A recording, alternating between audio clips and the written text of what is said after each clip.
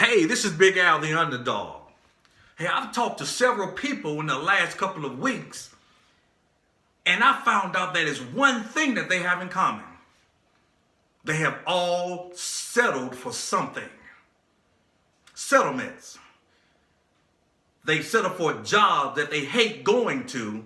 They settled for income that's simply not enough. They've settled for relationships that can't get right. They've settled for being unhealthy when there is an alternative. Settlements. We all have settled for something. You know, in lawsuits, they settle out of court simply because they don't think they can get the true value of their lawsuit. So they settle for something less. They settle for the lesser because they don't think they can get the true value of the case. But here's the deal. When we settle for things that makes us unhappy, things that just put us in stress, turmoil, and just difficult times, we have the audacity to complain about it. To cry, complain, and just moan about it.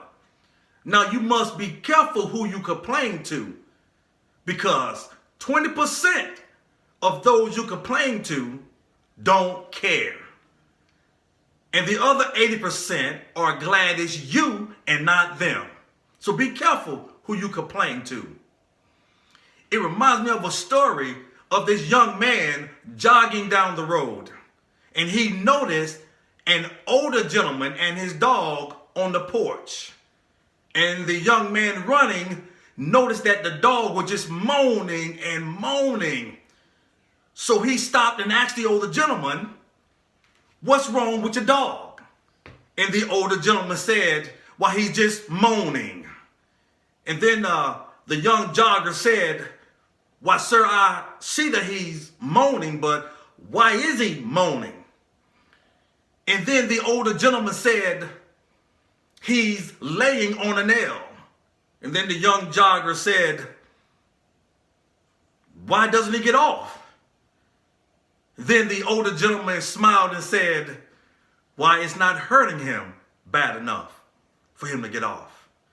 You see, we go through life settling for things, situations, dilemmas, and we complain about them, and it hurts. It hurts real bad, but it's not hurting enough for us to become sick and tired of being sick and tired. See, once you become sick and tired of being sick and tired, you will get off that nail and you will make a difference. You will change some things in your life. You will not settle so quickly the next go round, because you will shoot for your value and get the full effect of your value, and you will not accept the lesser. You will not accept the lesser. Now, being sick and tired of being sick and tired is a good thing. Because when you reach that point, things start changing. Things start happening for the better of you and your life. So as you get to that point of no longer settling for anything, you going for your true value because you become sick and tired of being sick and tired.